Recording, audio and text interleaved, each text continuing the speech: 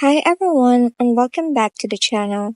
In this video, I'll walk you through how to back up your WordPress website using Hostinger. So let's get started.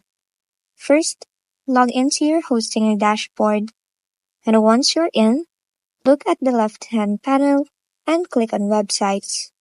Here, you'll see a list of all websites connected to your Hostinger account, including your WordPress sites. Next, find the WordPress site that you want to back up and click on its dashboard.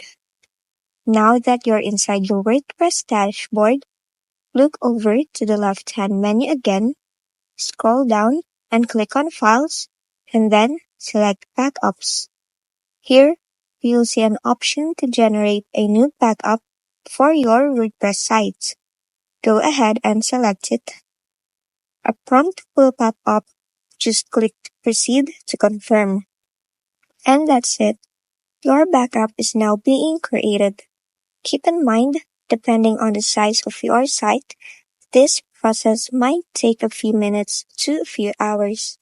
Once the backup is complete, you'll be able to download the full site data, including your files and database, directly from this section.